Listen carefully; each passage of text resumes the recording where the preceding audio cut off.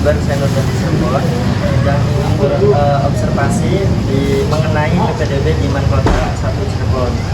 Nah, di sini kami mengambil narasumber yaitu Bapak Kardina, salah satu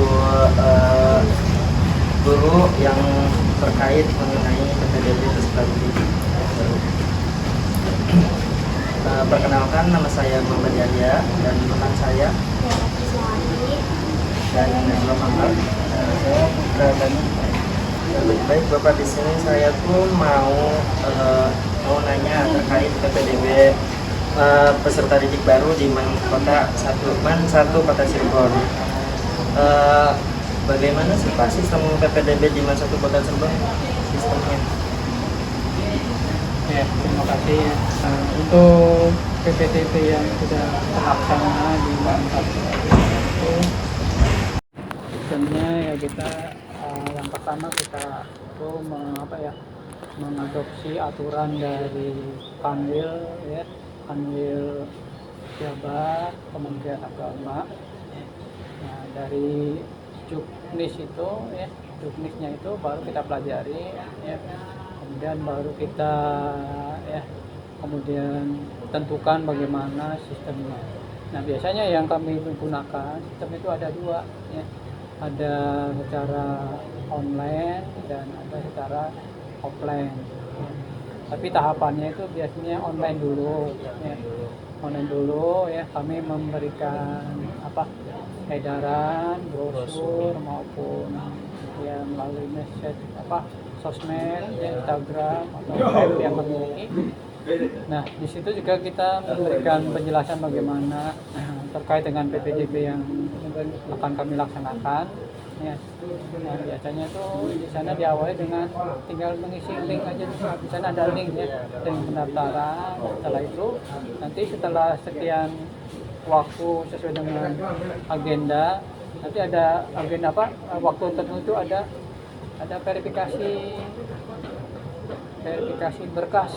Dari situ ada secara offline, jadi ada online dan offline. Online itu ya diawali dengan yang terkait mungkin dengan sekolah SMP atau MTS kan belum selesai semua, sedangkan kita sudah awal-awal memberikan peluang untuk pendaftaran. Jadi sistemnya ya kita menggunakan online dan offline. Terus kalau online itu nanti ada seleksi lagi apa enggak? Ada ya, jadi tahapan-tahapan itu kami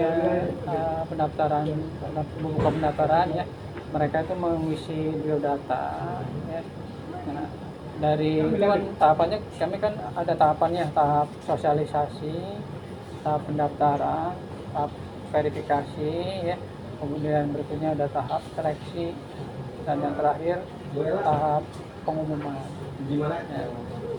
Tuh, di tahapan-tahapan seperti itu yang jadi berkas sudah masuk, terus baru ada seleksi. Ya, nanti setelah pemberkasan verifikasi berkas baru kita ada seleksi. Iya, udah di WA belum? Oh, udah saya ya. Biasanya tuh Pak, kalau sistem PPDB di sini tuh ada menggunakan jalur pendaftaran yang khusus nggak, kayak misalkan jalur prestasi, jalur dari zonasi dan lain-lain seperti itu Pak? Kalau kami di Kementerian Agama tidak ada zonasi ya, hanya diberi ada jalurnya itu ada jalur prestasi dan ada jalur reguler. Itu ya seperti tadi ya, bahwa kita ada agenda. Memang kita diawali dengan jalur prestasi dulu ya, dari bulan ini sampai bulan sekian atau dari tanggal ini. Kemudian berikutnya ya jalur reguler dengan yang biasa. Dan tidak ada zonasi kita kalau di Kementerian Agama tidak ada. Jadi bebas ya, dari wilayah mana saja di seluruh Indonesia bisa daftar. Asal ketika diterima di sini tuh tidak berada di sekitar ya, Cirebon atau yang terjangkau. Nih.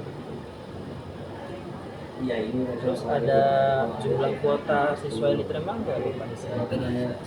Kalau jumlah kuota memang ada, tapi kita biasanya berdasarkan pada apa ya? Ketika tahun ini kita mengeluarkan berapa, nah itu misalnya tahun ini kita mengeluarkan 10 kelas, ya paling kita nanti yang berikutnya kita akan 10 kelas.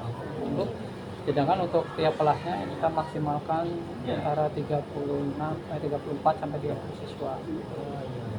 Jadi kuotanya ya tergantung ini kondisi apa kelasnya, ruang belajarnya. Hanya kuotanya itu aja, kita itu diberi batasan bahwa jangan sampai per kelas itu melebihi 36 siswa. Baik. Selanjutnya kalau mahasiswa.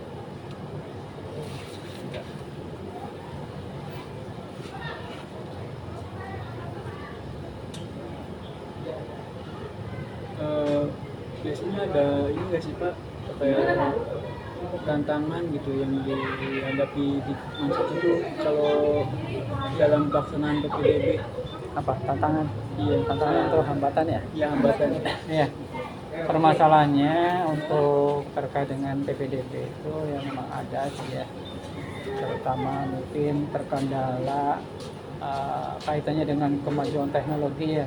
Kita kan sudah menerapkan aplikasi ya, secara online. Nah, di sana mungkin kan masyarakat belum, atau beberapa atau sebagian masyarakat belum bisa apa sih secara online itu bagaimana ya, kemudian isiannya bagaimana. Nah itu ya tantangan diantaranya.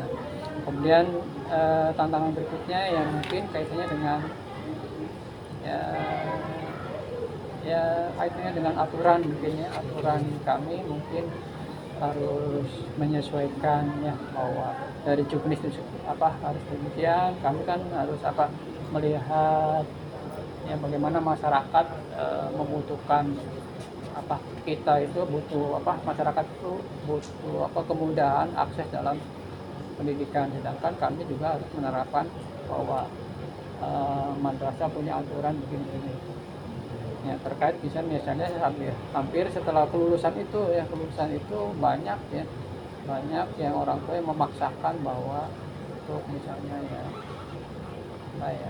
untuk diterima, padahal kami sudah tutup dan sebagainya. Itu yang menjadi kami sendiri ya merasa kasihan juga kalau tidak mengakomodir ya mereka tidak bisa ditampung di lembaga pendidikan lain, tiba ke saya atau tiba ke kami ya. Itu salah satu kaitan dengan daya tampung, kaitannya dengan masih ada masyarakat yang masih berminat. Nah itu yang menjadi ya tantangan kami, bagaimana supaya mereka juga tidak terjadi demikian ketika kita sudah tutup tapi masih ada beberapa yang belum pura-pura belum tahu, ada yang ada itu.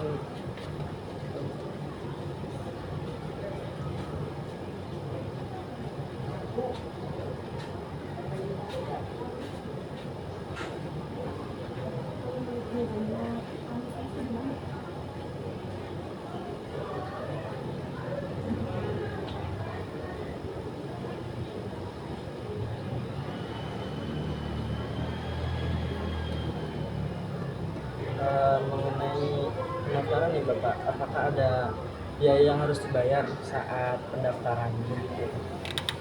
Menurut juknis yang biasa itu tidak ada biaya pendaftaran, siapapun.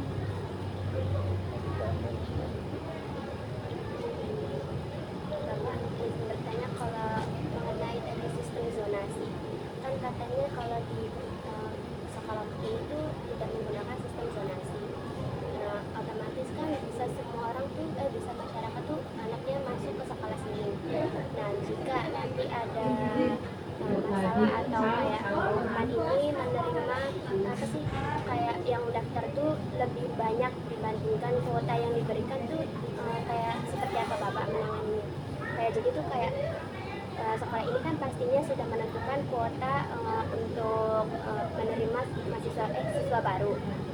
Nah, jika kuota itu melebihi dari yang pendaftarnya melebihi dari kuota yang udah disediakan itu seperti apa nanti sistemnya Pak? Ya mungkin kami akan apa ya, membicarakan dulu dengan tim ya kaitannya dengan kuota yang kita apa yang sudah kita tetapkan, sedangkan kaitannya dengan peminat yang mungkin melebihi dari kuota itu mungkin ya, kita akan membicarakan dengan tim. Sambil juga kita akan konsultasi dengan kepala kementerian yang terkait, misalnya wilayah yang terkait itu ya. Apakah harus bagaimana, atau harus disebar atau di ke madrasah lain atau bagaimana.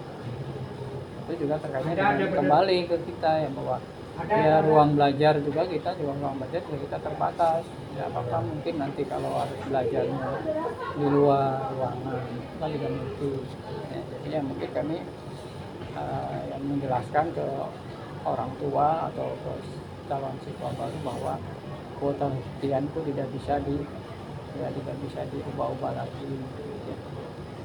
Itu mungkin. Nah, terus nih Bapak, apa sih yang membedakan Lukman 1 Kota Cirebon ini dari sekolah lain sehingga menarik banyak yang mendaftar di sini tuh Bapak? Ya, dilatar belakangi dengan survei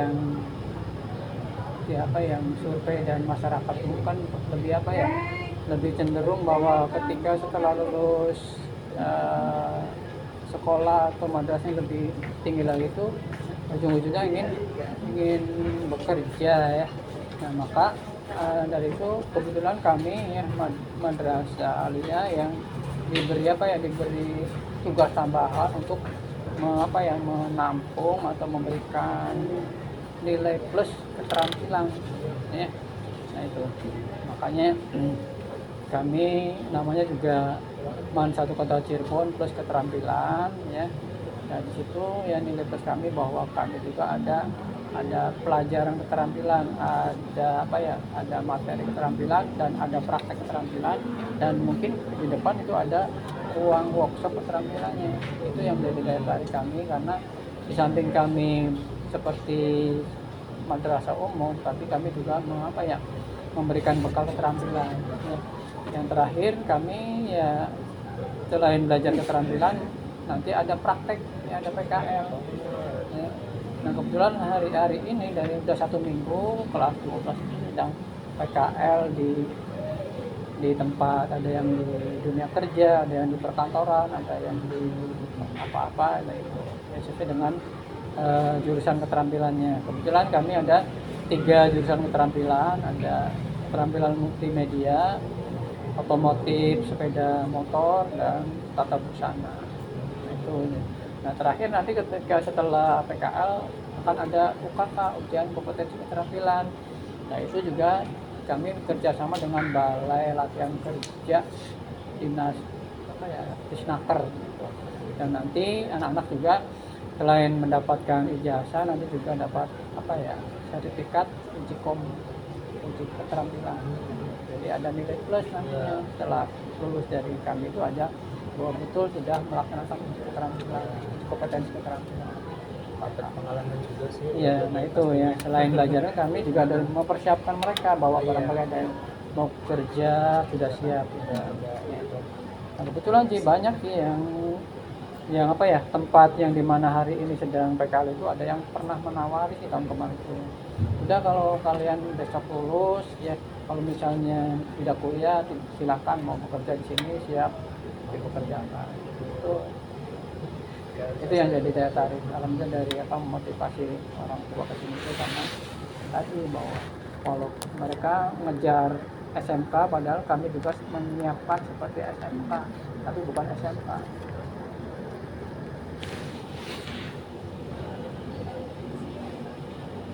Berarti sistem belajarnya itu ada kayak SMA-nya kan, berarti jurusan IPA-IPS itu masih ada nggak Pak? Apa? Jurusan Masih. kayak IPA-IPS? Ya, kalau kelas 12 sekarang masih ada, tapi untuk kelas 10 kelas 11 itu tidak ada jurusan ya, karena nanti adanya sistem paket. Berarti kayak kurikulum merdeka seperti itu? Iya itu. Iya, sekarang Sistemnya paket, jadi anak itu mau mengambil paket mana, mapel apa yang dikuasai. Memang sih arahnya sih memang tidak jauh dari IPA IPS. Arahnya sama, cuman ya beda begitunya aja. Iya, jadi tidak muncul bahwa ini kelompok PS ini kelas apa ya, jadi hanya paket ini, kalau ini mau gitu. Tadi setelah pendaftaran nanti langsung dibagi rata aja ya Bapak Belum, ya kelas? belum nanti kelas 11 mulai. Oh, mulai Kalau dibaginya. kelas 10 itu baru nanti kan mereka baru dikenalkan semua mata pelajaran itu. Baru nanti kuliah. Nanti kelas 11 baru silakan mau dikhususkan Nanti, ya. iya. Mana yang mau difokuskan pelajaran.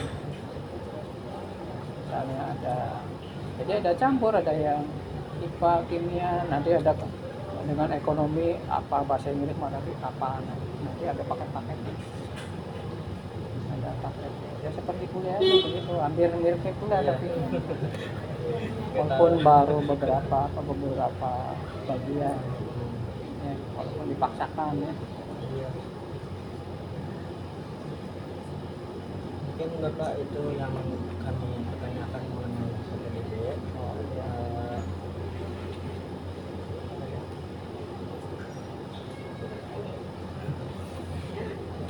Mungkin terima kasih Bapak atas waktu luang yang Bapak berikan ke kami. Semoga apa yang Bapak sampaikan bermanfaat bagi kita semua. Amin. Apalagi bisa memotivasi untuk adik-adik yang mau ke MAN 1 ini. Iya. Itu cukup dari kami Bapak. Assalamualaikum warahmatullahi wabarakatuh. Waalaikumsalam. Kami dari kelompok 7 dan 14 akan menyimpulkan mengenai wawancara yang sudah kami lakukan bersama Bapak Kardina, salah satu guru yang mengelola PPDB di MAN 1 Kota Cirebon. Jadi kesimpulan pertanyaan yang pertama mengenai sistem PPDB di MAN 1 Kota Cirebon dengan menggunakan dua sistem, yaitu online dan offline. Biasanya tahapan pertama yang digunakan terlebih dahulu yaitu yang tahapan online, yaitu dengan memberikan edaran melalui website, brosur dan medsos. Di edaran tersebut juga memberikan penjelasan terkait PPDB yang akan dilaksanakan. Biasanya diawali dengan mengisi link pendaftaran. Setelah itu menunggu waktu yang sudah ditentukan dan nantinya akan ada verifikasi berkas secara online dan offline. Nah, terus mengenai proses seleksi yang dilakukan untuk calon siswa baru itu biasanya setelah melakukan verifikasi data. Nah, nanti kalau sudah data sudah masuk, nanti akan ada seleksi dan akan dibagi. Jumlah kuota siswa yang diterima setiap tahunnya itu dilihat dari berapa kelas yang dikeluarkan di tahun sebelumnya. Jadi untuk peserta didik yang mendaftar itu tidak boleh melebihi kuota yang sudah disediakan. Selanjutnya tantangan terbesar yang biasa dihadapi dalam pelaksanaan PPDB itu seperti halnya dari orang tua yang belum mengetahui tata cara melakukan pendaftaran online, dan itu sebagai tantangan terbesar bagi pengelola PPDB di MAN 1 Kota Cirebon, karena biasanya orang tua kan masih ada yang belum aktif gitu loh mengenai pendaftaran secara online itu. Makanya seringkali yang banyak juga pendaftaran offline. Jadi biar paham gitu tata caranya. Terus yang membedakan MAN 1 Kota Cirebon dengan sekolah lain sehingga menarik banyak pendaftar itu salah satunya di MAN 1 Kota Cirebon ini mempunyai keunggulan yang berbeda ya dari sekolah-sekolah yang lainnya. Kayak di sini tuh tidak hanya belajar tentang agamanya aja, tapi di sini juga ada memiliki program keterampilan, yaitu ada 3 program keterampilan. Yang pertama tuh ada otomotif motor, terus yang kedua ada tata busana, dan yang terakhir tuh ada program keterampilan multimedia. Nah, di sini tuh sekolahnya juga tidak memprioritaskan hanya untuk belajar saja, tapi nantinya akan bisa terjun ke dunia kerja langsung gitu. Di sini juga nantinya dari program keterampilan ini akan melakukan ada satu program, yaitu melakukan program PKL. Jadi siswa juga tuh terjun ke dunia kerja langsung, dan nantinya setelah melakukan PKL ini akan dilakukan uji kompetensi siswanya. Jadi ada ujian tersendiri untuk program keterampilan ini. Jadi siswa itu tidak hanya mendapatkan gelar mendapatkan ijazah saja, tapi nantinya akan mendapatkan sertifikat. Nah, sertifikat ini nantinya akan mendukung bagi siswa yang akan bekerja. Seperti itu sih. Nah, itulah mungkin yang menarik sehingga banyak yang mendaftar di Mas1 Kota ini. Yang pendaftaran juga tidak memerlukan biaya sepeser pun. Ya, jadi di MAN ini itu pendaftaran ya dilakukan secara gratis dan tidak dipungut biaya.